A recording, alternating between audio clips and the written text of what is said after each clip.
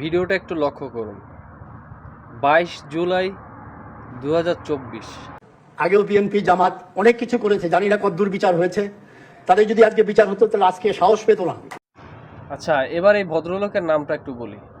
আহমেদ আকবর সোবাহান বাংলাদেশের অন্যতম প্রতিষ্ঠান বসুন্ধরা গ্রুপের চেয়ারম্যান, এবং তাদের কিন্তু একটা পত্রিকাও আছে, একটা না একাধিক পত্রিকা আছে। তাদের মধ্যে অন্যতম হচ্ছে গিয়ে কালের কণ্ঠ। আপনারা যারা কালের কণ্ঠ পত্রিকায় হাহা রিয়েক্ট দেন, অনেকে হয়তো জানেনই না যে এটার পিছনের আসল রহস্য কী। বসুন্ধরা গ্রুপের সাথে যে আওয়ামী লীগের যে একটা ওতপ্রোত সম্পর্ক ছিল, সেইটা কিন্তু এখন কিন্তু আর মিডিয়ার সামনে আসতেছে না।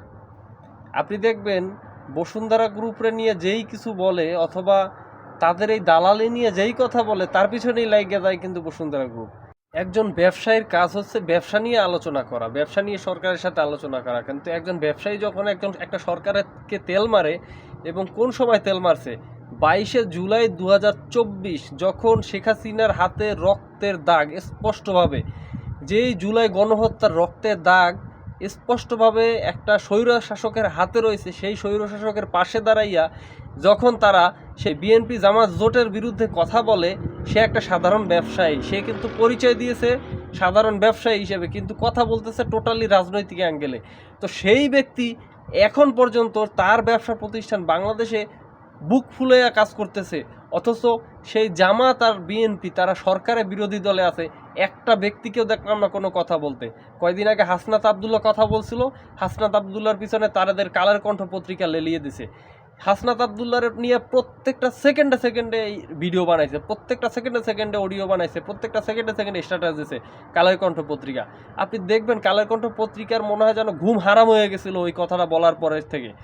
এরপরে তার কিছু আগে দেখবেন 24 সালের এই গণঅভ্যুত্থানের পর যখন অন্তর্বর্তীকালীন সরকার গঠন হইল, অন্তর্বর্তীকালীন সরকারের পিছনে লাগিয়ে গেছিল, কারণ বসুন্ধরা গ্রুপের যত অপকর্ম আছে সব বন্ধ করে দিয়েছিল ডক্টর ইউনূস। এই জন্য ডক্টর ইউনূসের পিছনে সেই পরিমাণে লাগা লাগছিল।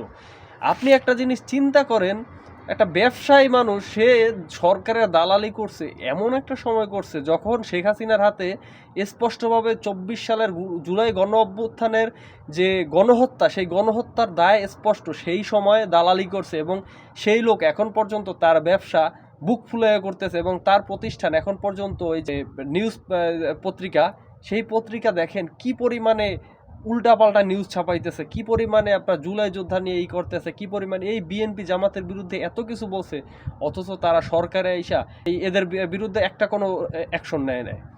আপনি দেখবেন আবার মনে করেন শেখ হাসিনার মৃত্যুর পরও তার সাথে থাকতে চায়। একটু দেখেন। নেতৃত্বের প্রতি আমাদের আস্থা আছে, বিশ্বাস আছে। ইনশাআল্লাহ মৃত্যুর আগের দিন পর্যন্ত আমরা তার প্রতি আমাদের আস্থা বিশ্বাস, এবং মৃত্যুর পরেও তার প্রতি আমাদের আস্থা বিশ্বাস ইনশাআল্লাহ থাকবে।